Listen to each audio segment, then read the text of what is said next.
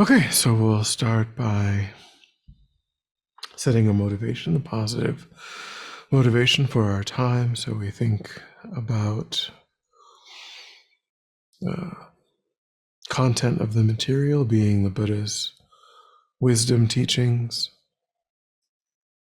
how the Buddha explained how to move from a state of confusion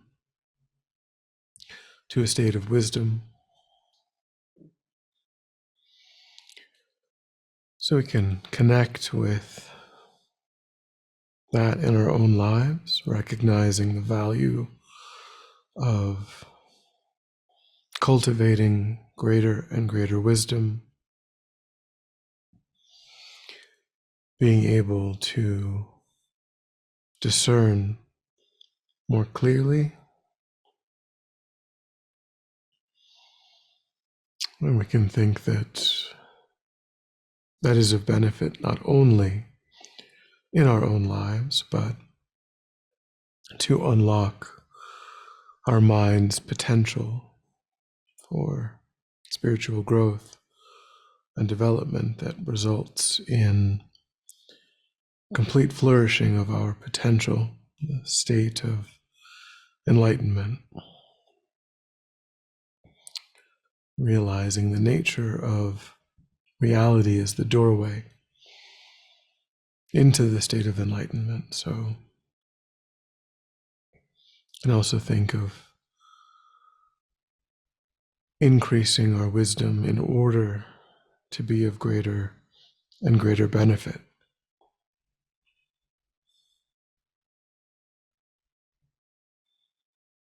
So we try to develop a sense of confidence in the teachings themselves and an aspiration to accomplish the purpose of the teachings, to repay the kindness of sentient beings, to also lead them out of confusion into perfect clarity.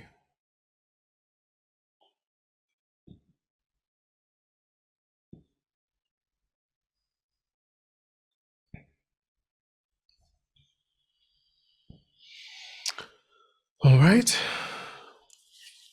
So we're on chapter 13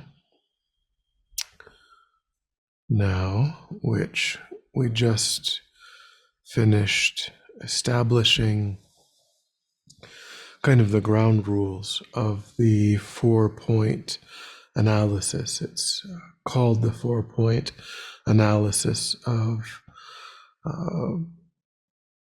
oneself, persons, or oneself, because we are trying to find the I that appears to the mind very strongly, the I that appears to be set up from its own side, set up independently, self-sufficiently, not depending upon causes or conditions or an act of mental imputation, but appears to be a very solid,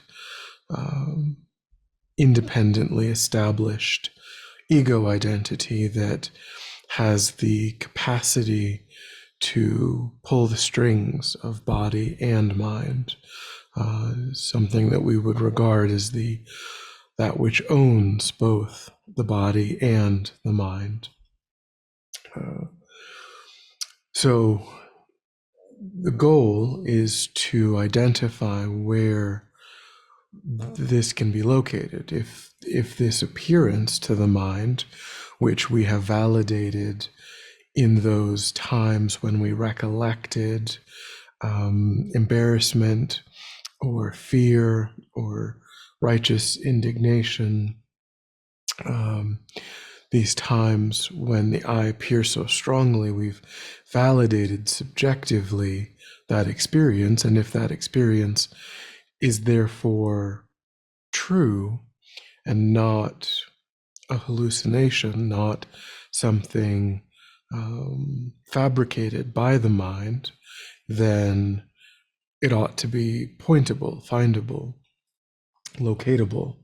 And so now we're doing that. We're doing that process of looking all around, like we talked about.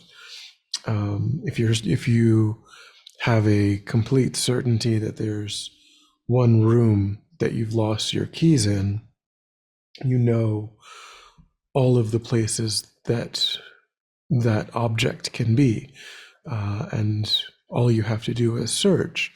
And if you don't find after having searched, then you can be certain that your memory of having dropped your keys in that room is mistaken. If you can also prove that no one else could have come or gone, if that is impossible, then your perception of what happened must be mistaken.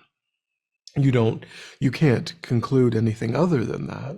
You can't, it doesn't then lead you to know, oh, I actually dropped them at the grocery store. All you can do is invalidate the certainty that you had about what did happen before. And that's what a non-affirming negation like emptiness is. We don't assert something else once we have eliminated all of the possibilities of how this false sense of ego identity exists. We just rest in the groundlessness of the unfindability of the I. The exception being, the difference between those two examples being that there it is as if you have not only searched in all of the places that you think it could be, but you've actually searched in all of the places, that it absolutely could be, not just, oh, this is my, because with respect to the false I, we don't know subjectively where it's located. And so we don't have an idea, oh, it's definitely here. We just can define the total parameters, which would be kind of like saying, well, my car keys must exist, on planet Earth. We know that we haven't been somewhere other than planet Earth. And so, but we don't then know, well, am I hallucinating? Am I sick? Am I under hypnosis? We're not sure. We can't say why we have a false memory, and that's similar to this idea. Buddhism doesn't really discuss why it's universal that sentient beings do have a fabricated, overly exaggerated ego identity. That's not really relevant. There could be multiple different explanations, just like if you determine that your keys are not a thing that exist anywhere within reality, there are multiple valid explanations for what could explain a memory of having those or dropping those. Could be an implanted memory, could be an illness that's causing, a misfiring in the brain, could be drug interaction. There's a variety of different plausible explanations, but none of them are really relevant. What you can say definitively is that you have eliminated the validity of the impression, the memory. And that's what we're doing here. We have what seems like a valid impression of the ego identity, and all we're trying to do is validate or invalidate what seems to be a valid impression of our ego identity. So we said that if we were to go about that job, then the totality of places that we could look would be one with the body, one with the mind, one with the body and mind together, or completely separate from body and or mind. That those are the four categories. There cannot be a fifth category, where you would then still need to look, if your job is to validate or invalidate what is genuinely our subjective experience. So we're now in these following chapters going through these four different places. So His Holiness starts with one with body, one with mind and body. And what they basically do with this kind of analysis is they will point out logical inconsistencies, logical fallacies that follow if you agree with the sentiment that it is actually truly locatable in any one of these four places, kind of things that are violated,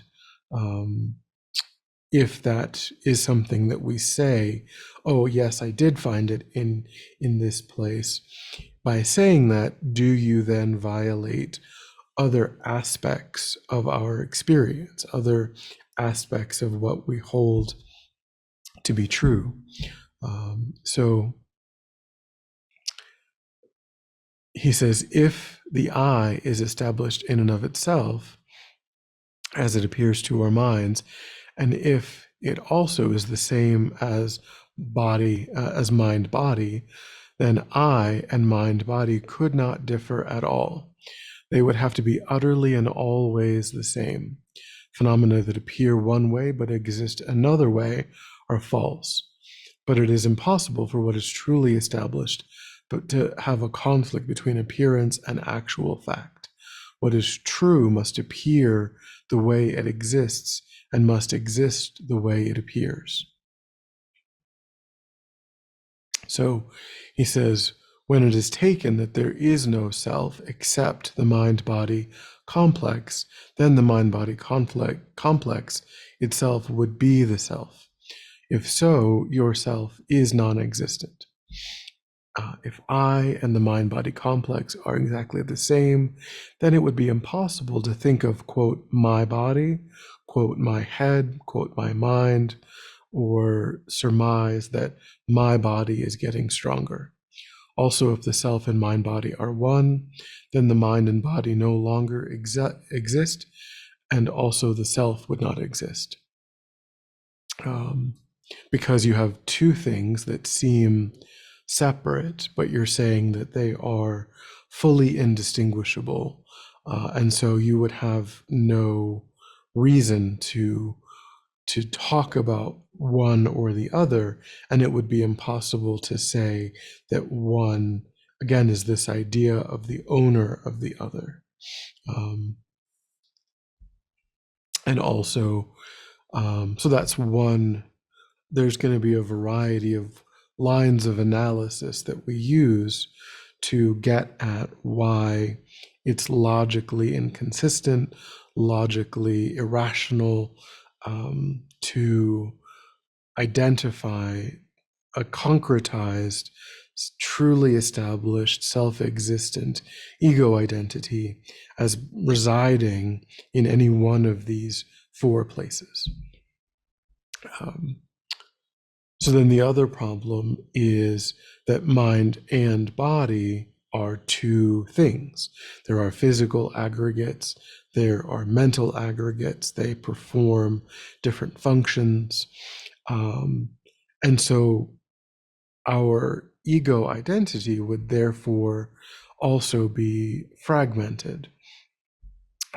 We would not experience ourselves cohesively because the I and the mind and body were all one thing, but mind and body have very different functions, and the I kind of doesn't. The I is experienced sort of monolithically, which is why subjectively we can talk about my body, my mind, because the way that we experience the ego identity is singular, but the way that we relate to the mind and the body are plural. They're not, sometimes we're relating more so to the body, sometimes more so to the mind.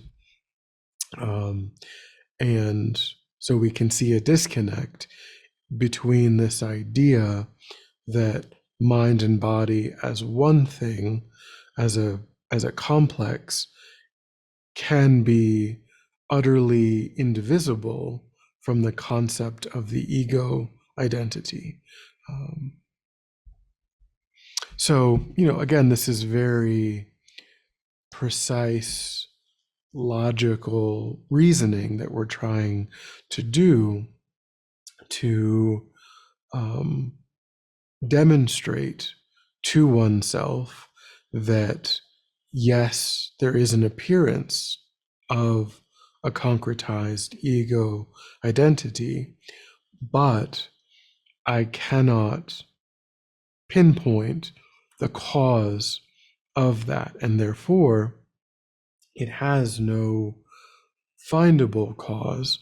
And the conclusion that we have to draw from that is that it is a fabrication of the mind that is layering on top of the things that are there a kind of status, a kind of overly concretized status that can't be thought of as actually valid, as actually referring back to something that we can point to.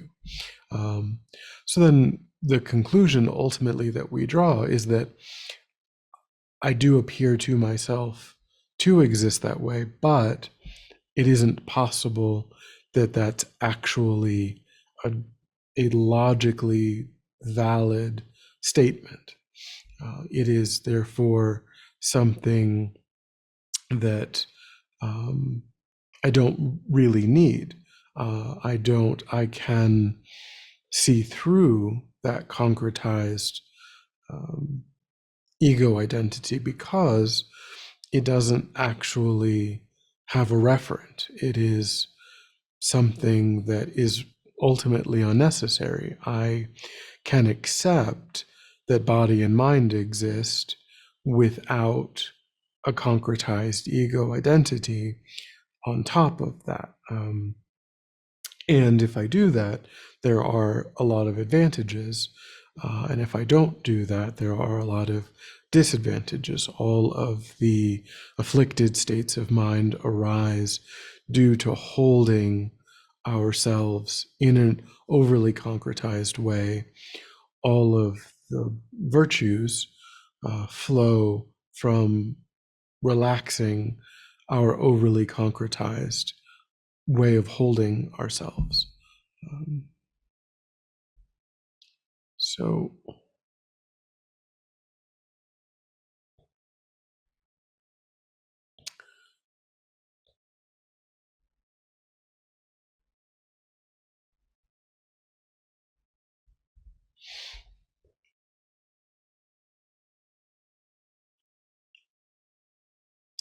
so then the next problem is that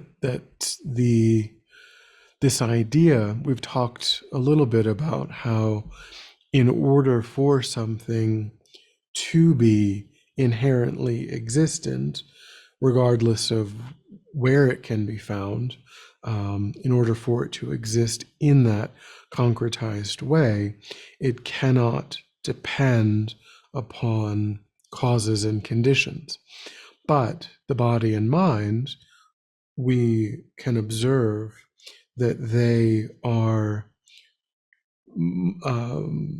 momentary. They are impermanent. There are no two moments of the body or the mind that are identical. The body and mind are in a constant state of flux. And with respect to the body, the implication of that is that the body will eventually cease to function. That implication is not true of the mind. The mind can be impermanent but eternal, whereas the body is impermanent and temporary, but they're both impermanent. They're both changing moment by moment. And if the ego identity was indivisible from the mind-body complex, then it would have to exist inherently, meaning not depend on causes and conditions, but it would still have to change moment by moment by moment, which would mean it would have to disintegrate inherently and then reintegrate inherently moment by moment by moment. And that is also a logical fallacy, that in order for something to change, it has to depend upon causes and conditions. When something exists inherently, i.e., independent of causes and conditions, then it's sort of frozen as what it is. It would hypothetically, if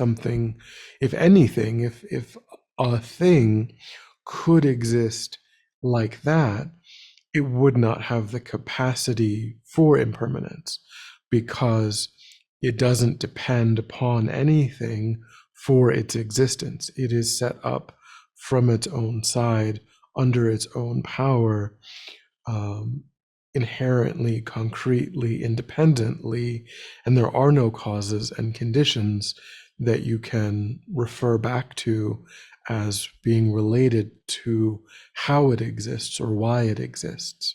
So, but we can say objectively that mind and body, just under normal analysis, change moment by moment by moment, which would mean that that the ego identity would have to inherently disintegrate, and so on,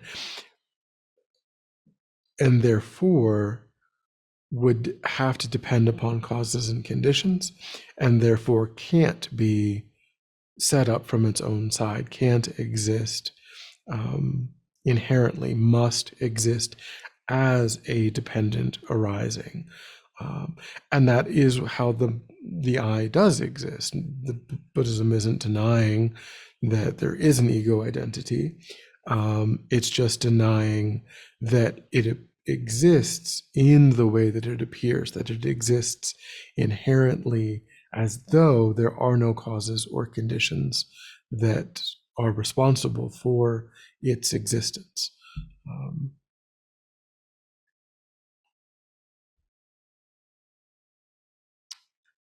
And then, of course, it would invalidate past and future lives, because this body only exists for the period of this life. And therefore, the I would have arisen, and then it would cease. There would be no continuity of identity. And that flies in the face of the Buddhist teachings, of the Buddha's own recollection of his own past lives, many great masters having followed after the Buddha, also having recollection of their past lives. So that would imply that the mind can separate from the body and carry those memories into a future life.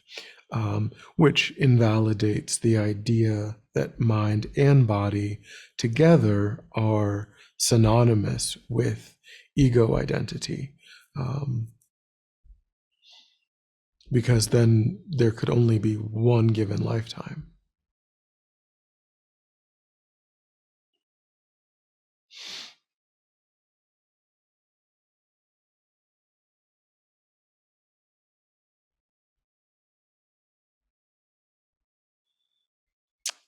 Okay.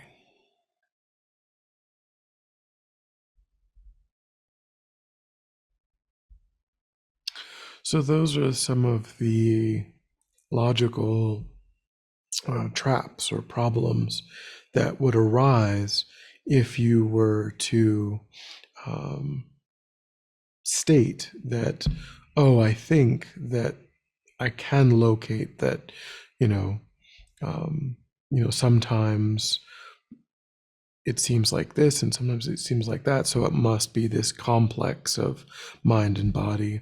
Usually they also say, I'm not sure that it's pointed out here, maybe it's pointed out somewhere later, but typically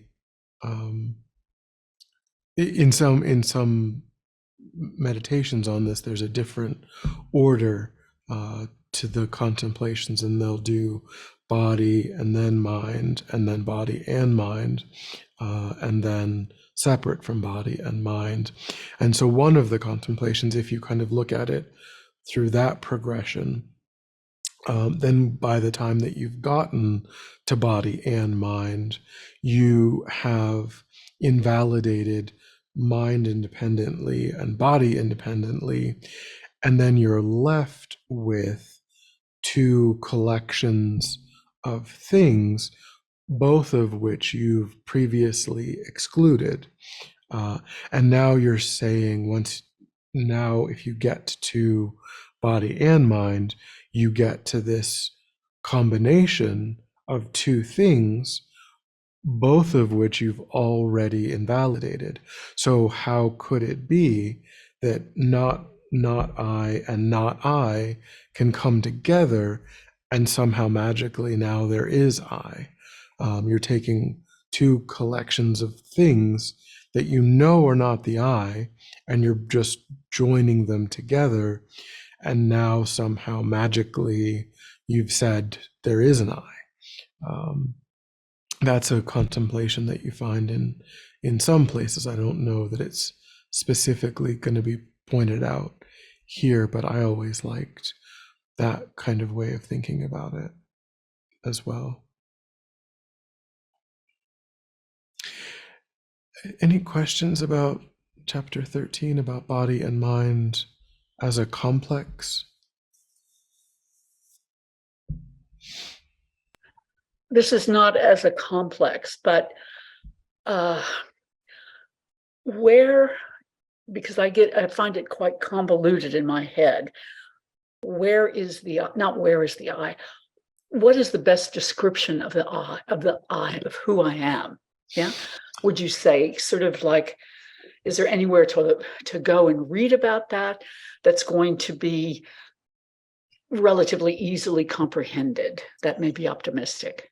Yeah, when to identify the object of negation, the false ego identity, it's it seems to me that what they're saying about that is that the best thing is to think of it as our own subjective experience. So that's why you engage in that contemplation of recollecting times when you were falsely accused of something, when you were afraid, fearful of for your life, maybe like a near miss on the highway, or a near drowning, or you were just embarrassed or ashamed of something, kind of those are all times when, you know, our face flushes, our heart rate increases, we kind of time slows down. There's a sense of separation from oneself and the environment that's exaggerated. Um, there's a kind of like we feel like a spotlight is being shown, you know, on us, and that like everybody's looking or everybody's laughing, or those are all times when this concretized ego identity is at its strongest. It's easiest to comprehend, and so it's that experience that we are trying to determine the cause of, the source of. What is it? You know, what is it that can give rise to our own subjective experience of that? Um, so that's why they encourage us to relate it to our own memories, our own experiences. Because, you know, I guess for some people, that that can be accompanied by like feelings in the chest. Sometimes it can be accompanied by like feelings behind the eyes. Um, you know, so it can be, and it's not maybe it's not even always the same. Um, you know, and as we do this more and more, we would find increasingly more subtle examples of this identity to refute, to analyze. Um, but we always want to relate it back to how we are actually subjectively experiencing ourselves. So they tell us how to have that memory or how to have that experience, but not exactly what that experience should kind of feel like, because it's probably, you know, a little bit different for different people. I'm just kind of giving examples of how it feels to me when I, you know, when I remember those sorts of things.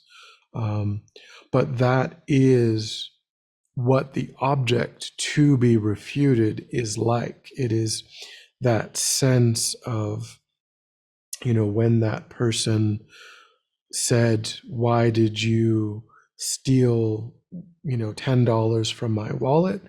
And we're like, "I have no idea what you're talking about. I didn't know where your wallet even was. I haven't been anywhere near your wallet." And they're like, "You absolutely, you know," and so, you know, and we get defensive, we get frustrated. It's like there's what they're saying is hitting us. It's penetrating into a thing that it's not just like the arrows of that aren't just sailing through, they're getting stuck.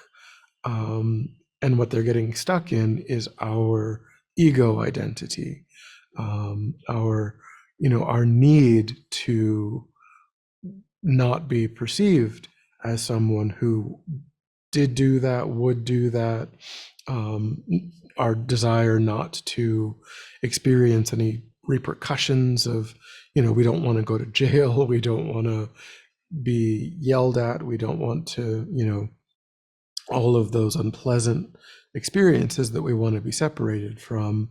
Um, our desire to be separated from them is really kind of rearing its head at that moment. As opposed to when we're just kind of reading a book, there's still a concretized identity, but it's pretty quiet at that moment. But it's very loud when we're criticized, when we're embarrassed, when we're ashamed, when we're righteously indignant. Then it's kind of, it becomes very aggressive. So we use that really aggressive presentation because it's the easiest one to think about. And then all we're trying to do is say, well, I know definitely that I have that kind of experience all the time. And if it's logical and valid and reasonable, then I can explain to somebody, this is where it comes from, this is what its origin is.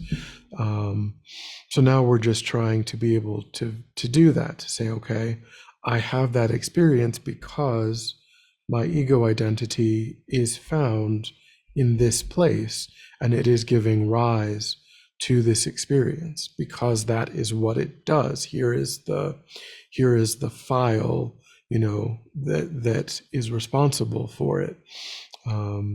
Here is the program that's being run, and and if we can't find that program, if we can't locate that file, then we have to say that it's sort of a mirage. It's sort of a figment. It's not really, there isn't anything truly valid about that experience. Um, and the more that we can confront the unfindability of it, the softer it will become, you know, the more that we're arguing, kind of like any kind of, if a person has low self-esteem, the antidote is to talk positively, talk in, affirmative terms, and to unpack why, if that person thinks, oh, I always fail, I'm always bad at this, I'm always, is that true? Is it true that I literally always fail, that I'm always disappointing people? Well, no, of course. Just like anyone, sometimes we do a great job with this thing. These other things are challenging, but that doesn't mean, that it's valid to say that I'm. So it's kind of the same general idea that we do in other things. We're just analyzing the validity of an experience. That one experience is, I think I'm a failure in everything. And to counteract that, you would analyze, can you, is that supported by what's true? If it's not supported by what's true, then simply pointing that out to yourself will help you overcome your living with that experience.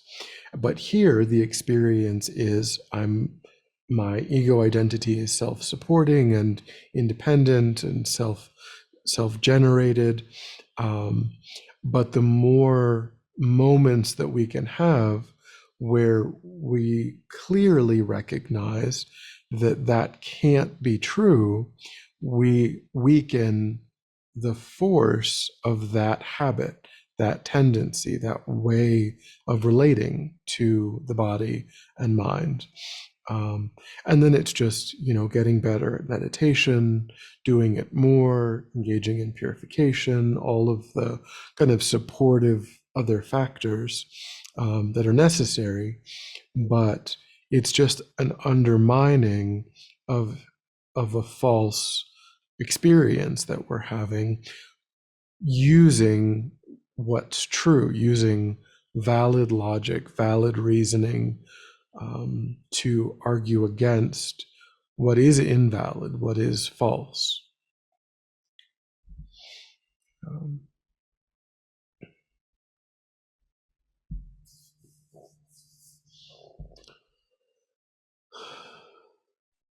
Thank you. mhm. Thank you. That was helpful.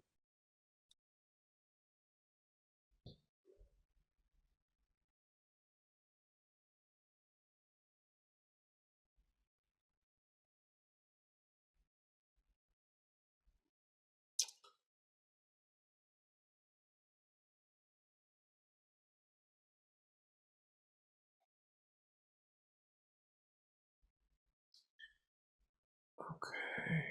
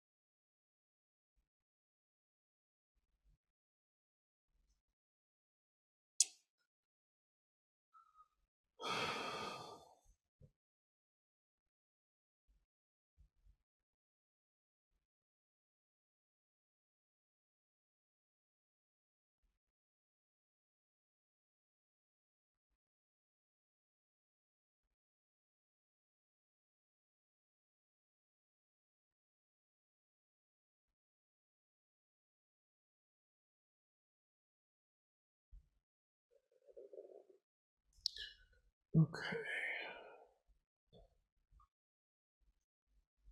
Yeah, so in this they go through a little bit different way of analyzing than in um, other things. So I'm just trying to.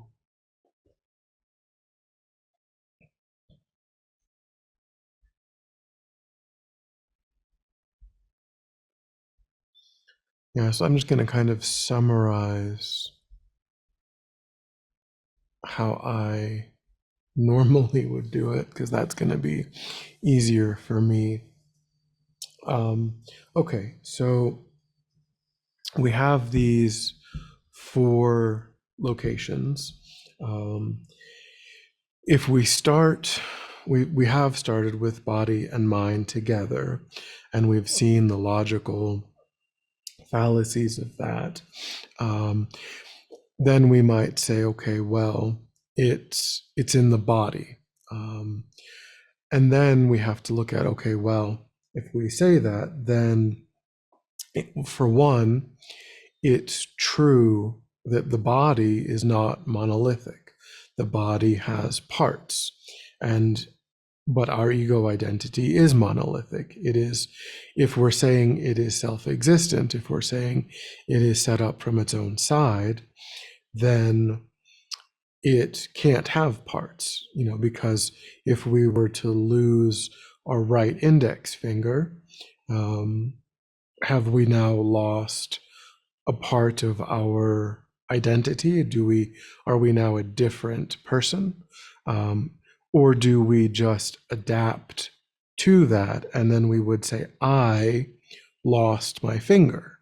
Do we just integrate that into our identity, which is what we would do? That's what happens to people if they lose a hand, a foot, an arm, if they lose their sight, they lose their hearing, whatever it is, or they have a kidney transplant, a liver transplant, a heart transplant, whatever it might, they would say, I have a new kidney, I have a new heart, I have a prosthetic arm or hand or foot or leg. Um, I have cochlear implants that allow me to regain some of my hearing. Uh, so all of these changes can occur in the body without really affecting, of course, whenever we learn and whenever we integrate new experiences and we change, but of course that too undermines the sense of our ego identity being fixed and being solid and being independent, because we know that when we were 5, we also held a very strong ego identity. And now when we're 40, 50, 60, and going out into the future, we also have an ego identity, but we've learned uh, very many things. We've had very many experiences.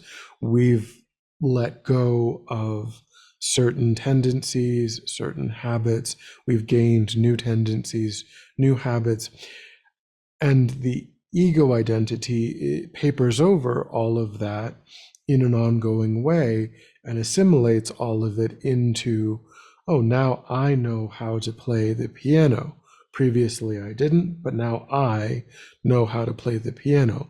We don't think I was, a different person who couldn't play the piano, and now I'm a new person who can play the piano. We're the same person. We just integrated a new tendency, a new habit, a new familiarity. So the same is true of the body. Whenever the body gains weight, the body loses weight, the body, ages, the body loses or gains functionality in various ways. And none of it results in thinking of oneself as a different person, as someone, entirely new with a different name and a different, we don't hold ourselves any differently than we did before. We just think that I can now do this. I now know this. My body now works like this rather than like that. But it doesn't change the ego identity. Whereas if the ego identity and the body were the same thing, then it would have to change. For one, we'd have to deal with all of the different parts of the body, and the difference between that and the view of the self as being only one thing. And then every time the body changed, just like we talked about the disintegration of the body and mind, that's happening in the body. And it would therefore have to happen simultaneously in the mind, in the ego identity, not the mind, but the concretized ego identity. But the concretized ego identity is not something that we experience as being based on causes and conditions having parts. And so that's a disconnect. Also, we say things like, I am frustrated today. I'm feeling peaceful today. I'm feeling frazzled today. Those are purely mental experiences. There may be feelings in the body that accompany those, but those are subjective mental states that have very little to do with the physical body, but we identify our ego identity at that moment with a mental experience, or we say, hold on, let me think, hold on, let me plan that, let me plan what I'm going to do tomorrow when I go to the store. What do I need? Those are purely mental experiences, um, nothing to do with the body. So if the I was one with the body, it would be logically impossible for us to ever relate our ego identity to something that was happening only in the mind. But we do that. We do that all the time. We conflate our ego identity with a purely mental event all day, every day, many different times a day, which invalidates the idea that that identity has some sort of place in the body, as does the fact that any place in the body that you could look at could be cut out and replaced with, a machine or someone else's, whatever. And your ego identity doesn't fundamentally shift. You get someone else's heart, you get someone else's liver, you get someone else's arms or legs or eyes or ears, skin grafts from other people. They're all experienced as something that's happening to me, to the I. So where is it that, what could you even think of in the body that can't be, you can have a complete blood transfusion, you can have a complete bone marrow transfusion, you can, have any given bone replaced with a rod or, some other, injections of stem cells that cause something to grow new bone from some other donor. And so what even could it be in the body that is irreplaceable, that's like irreplaceably me? So there's a variety, like with all of these contemplations, there's a variety of impossible conclusions that would flow if we said that this truly is where the identity is locatable, is findable. So then you might think it's the mind.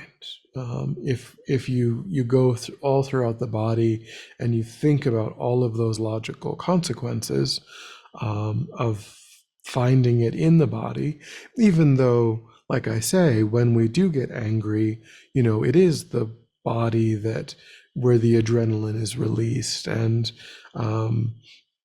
it is the skin that flushes, and it is the breathing that's affected.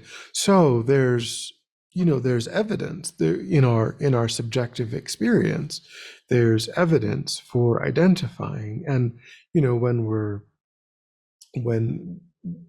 afraid, we might be afraid of pain, happening in the body. When we crave for affection, it's touch to the physical body that, so there's a lot of evidence that the body is very related to our ego identity. So it isn't unreasonable to think, that it's a place to look. But when you do think about it and you dissect it in that way, you come up against all of those logical inconsistencies. So then you might look toward the mind and you think, okay, well, not in the body, so it's got to be in the mind. But here again, you have a variety of problems with that view. Again, you have this idea of the monolithic versus the plural. So in the mind, you have emotion, you have logic, you have planning, you have imagination, you have afflicted states, you have wisdom, you have love, you have compassion, you have generosity, you have patience. So there are, Buddhism would say there's these 51 mental factors in the mind. So just like the body, you have all of these divisible parts. You can talk about individually, just like, the body in one way is one thing, but you can talk about the right index finger, the thumb, the right arm, and so on. And you can talk about logic and emotion and reasoning and planning and memory as being divisible aspects of what is the mind. So then you would be left with many, many selves. Just like if the identity was indivisible from the body, which has many parts, you'd have to say, well, I have many identities. So too with the mind having many parts, you would have to say that I still would have, am I only me when I'm happy? Am I only me when I am sad? Am I only me when I am remembering past experiences? Am I only me when I'm imagining future experiences? Or am I a different me in each of these different moments, different tapping into different parts of what is the mind? But again, the way that we experience ourselves is singular. So it's a problem to say that the origin of what's experienced as singular has so many diverse components. And then, just like with the body, we, from time to time, fairly often, identify ourself as something in the body. When we get a cut on our hand, we say I have a cut. We say I'm in pain. When we have a headache, we say I have a headache. I am in pain. When we are, doing push-ups, we say, I am doing push-ups, but it's just the body doing push-ups. The mind can't really, the mind is responsible for muscle contractions, but the mind isn't actually doing push-ups. The body is what is doing the push-up, and it is moving in space up and down. The mind is not experiencing that action, but we say, I am engaging in doing push-ups, or playing tennis. It's the body that is going up and down the court, hitting the ball, and so on. The mind is maybe involved again in coordinating movements of the body, but the mind is not experiencing the action of the playing of the game. It is only the physical body that is engaged in experiencing that. And so, directly, the mind may have like thoughts about, oh, this is, I'm getting tired. I want to beat my opponent. The mind is involved. Yeah. Okay. I'm thinking that a lot of people, especially in athletics, would be heavily disagreeing with that because they see physical movement and the whole thing as being so mental. There's so many exercises that have to do with that for them to train subjectively. It feels like my mind is so involved in any physical action because there is a will. I do things Mhm. willfully. It takes discipline for me to do physical things, etc. So that's kind of like, there's something seems strange with what you're saying. Yeah, I Yeah. mean, we can never completely separate body or mind. They are two very, very deeply interrelated phenomena, um, because the the body is inanimate without the mind. Um, there's no volitional action of any kind, with no speech, no looking here or there. um, but what Buddhism would say is that the body is comprised of the five bodily sense consciousnesses, and then the mind is comprised of the mental sense consciousness. So when we talk about the body, we're talking about the body's relationship to the outside world as mediated through sight and taste and touch and hearing, the sound, the five bodily senses. And then whatever the mental sense is doing is occurring in the mind, separate from the body.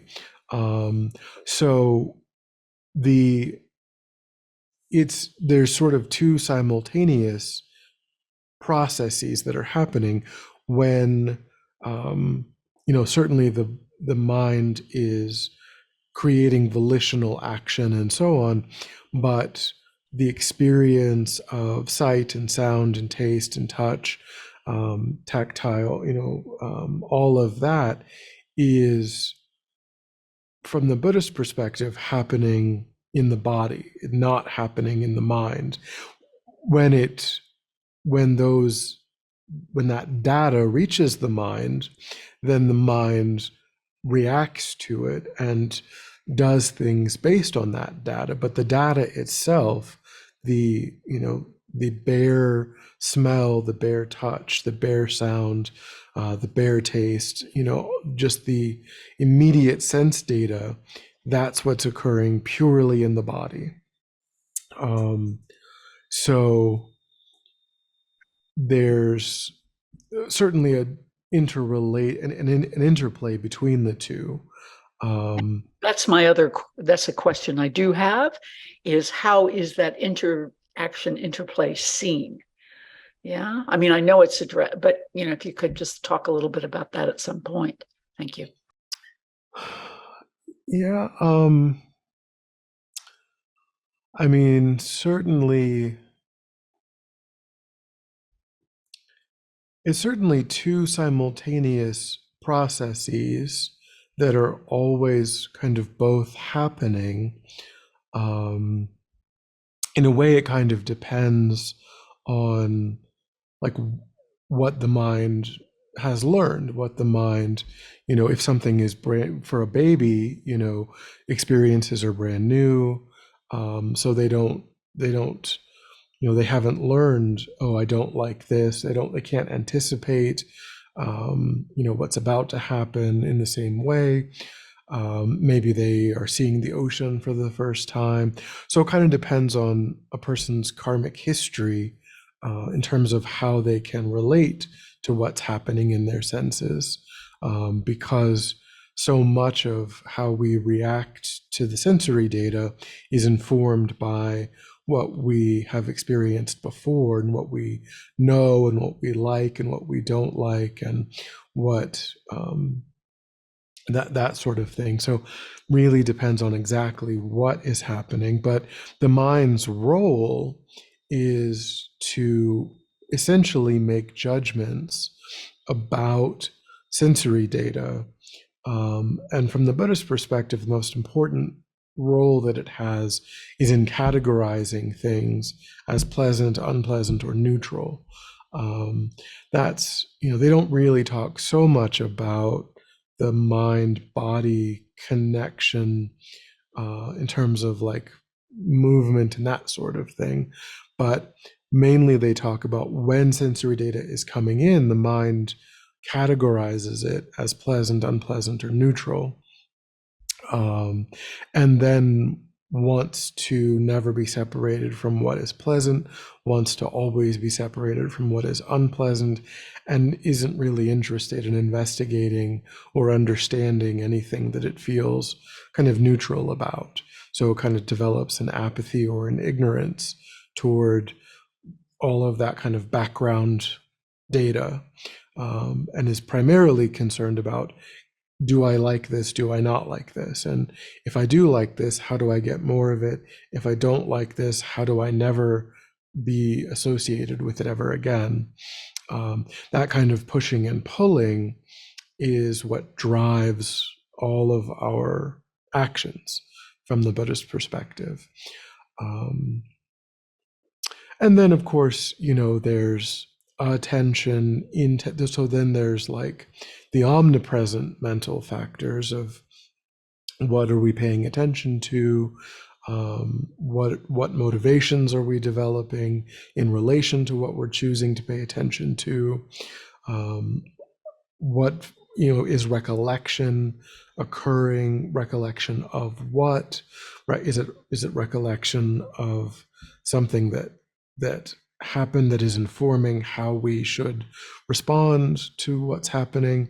So there's changeable, there's, I mean, the Buddhist model of them, like I said, there's 51 different mental factors. So they're all, some of them arise only some of the time, some of them are omnipresent. um, so, but basically, the body experiences things in a very basic way, and then the mind interprets and judges and categorizes those experiences.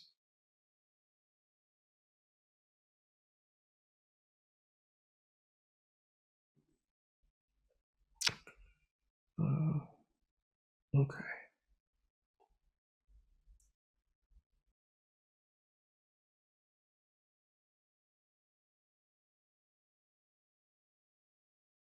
So,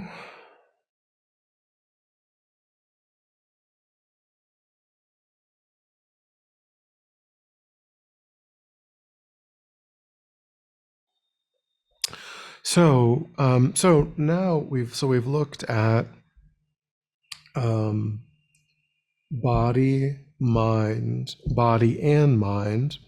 Um, we've tried to see if it was possible for our concretized identity to be findable in the body itself, in the mind itself, or when body and mind are combined as a mind-body system or complex. And we've seen the trouble, the problems that arise when we try to say that it could be locatable in those places. So now the only fourth category that's left is separate from body and mind. And in a way, this is the easiest of the four to refute. Because if we could say that our identity was separate from body and mind, then we could easily point to experiences that our identity was having that in no way depended on anything occurring in either the body or the mind. We could, go to the grocery store, get groceries, and bring them home, while at the same time staying on the couch at home, but then go to the kitchen, and there the groceries would be that we went to the store and got, whilst never getting up from the couch. And that's never happened. We've never had that experience where the I, ourselves, engaged in a verifiable action that didn't require either the body or the mind. At any time that we've ever had any experience, one or both of those was occurring. If it was a daydream, the body wasn't so involved. Maybe we had some awareness of, the being hot or cold, or kind of what room or what building we were in, but we were pretty lost in a purely mental experience. If we're playing, if we're sweeping if we're cleaning the floor, we're mopping the floor, then we're pretty involved in like looking for dirt, looking for the mess, finding it, cleaning it. We're not really going off in fanciful flights. We're pretty present with what the body needs to do, how the body is moving. Or if we're really hot, if it's 105 degrees outside, and there's kind of just this overwhelming sense of just heat is occurring, and that's literally just a sensory impression that's overwhelming everything else, and it's mainly happening in the body. And then if we start thinking, oh, this is terrible, I need to get into the shade, then of course now our mind is kind of getting involved in that process. And we might start perseverating on being obsessed with getting, fixing it. And then it could be more. But then when that happens, we might notice that we aren't as present with the sensation in the body, because now we're kind of identifying with the mind. And we're just sort of like frantically searching for a pool or the ocean or air conditioning, what have you. And then that kind of does distract us in that moment from the oppressive bodily sensation. So, but what doesn't ever happen is that our identity is engaging in an action that we would explain to someone was occurring completely divorced from any mental activity or any physical activity. So the logical fallacies of completely separate from body and mind are much easier to point out than the other, logical fallacies of one with the body, one with the mind, one with the body and mind. I think those are more difficult.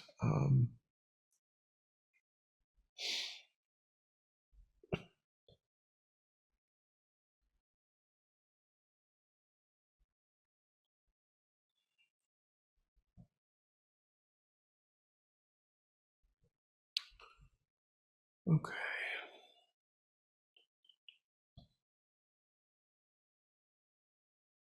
So then His Holiness talks about the kind of sense of conviction that we need to use this analysis, like I was kind of talking about before, when we have a way of thinking that isn't true, we're trying, when we undermine that with what is true, um, then what we're trying to do is gain a sense of conviction in seeing things like that. When we think, oh, I can't do anything, it's hopeless. But then we have all of these memories of times when we were effective, when we were able to help, or that people could rely on us. Or then we can kind of say, oh well, that negative self-talk is kind of, it's not valid. It's based on insecurity. It's based on maybe internalizing what other people have said to me, because they you know had their own insecurity and they were trying to just wound me in some way. But I believed in that, even though it doesn't actually have any validity. They were not seeing accurately. They expressed a view based on their not seeing accurately, and I simply assented to that view without really questioning whether it was based on anything. Um, and then when we can start bringing in all of this supplementary evidence that demonstrates that that view is malarkey, it is just totally made up, it is a complete fabrication with no basis in reality, then we can start to say, well, no, I am reliable, I am dependable, I am useful, I do have these good qualities. Uh, and so that's just a conventional analogy of this sort of thing, where he says once you engage in analyzing in this way, looking for the ego identity in these four places, says you'll begin to question the strong self of the self-instituting I that earlier seemed to exist so palpably. You will gradually start to think, aha, previously this seemed to be true, but maybe it really isn't. Then, as you analyze more and more, he says, you will become convinced, and he says, not just superficially, but from the depths, that such an I does not exist at all. You will pass beyond mere words and gain conviction that although it appears so concretely, it does not exist that way. This is the imprint of extended analysis, a decision from within your mind that this sort of I really does not exist.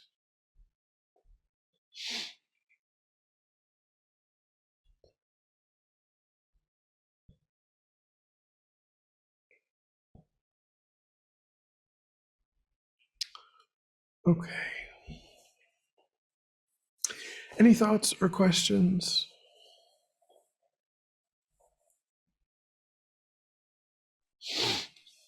No, I'm good. Thank you. So I think we'll leave it there for today, because he goes into a little bit different direction. We've covered the 4-point analysis, and then he kind of goes into a few different directions after that. So that's what we will do next week. Please remind me what chapter we've just done. So I mean, I kind of summarized some things rather than doing like point by point, because I'm a bit more familiar with a different way. But where we're going to essentially pick things back up on is chapter 16. That's where we will pick up on.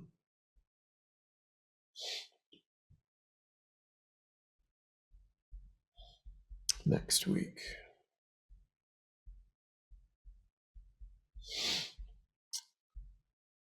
All right.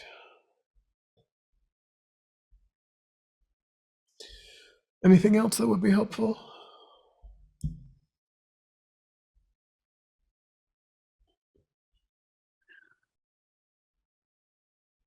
There are many things that could be helpful. I don't even know where to start. But thank you. And I'll think about that for next time. All right. Well, we will leave it there. All right. Thank you.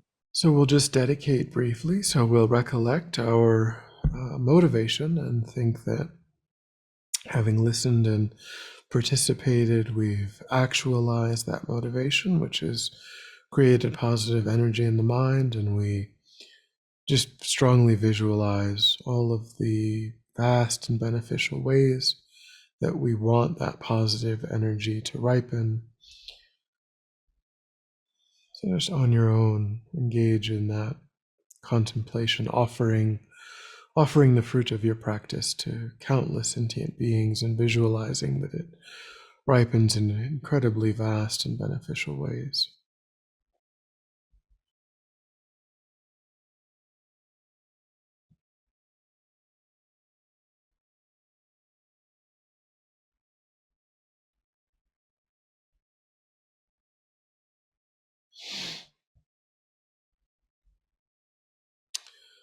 All right. So we will pick it up again next week.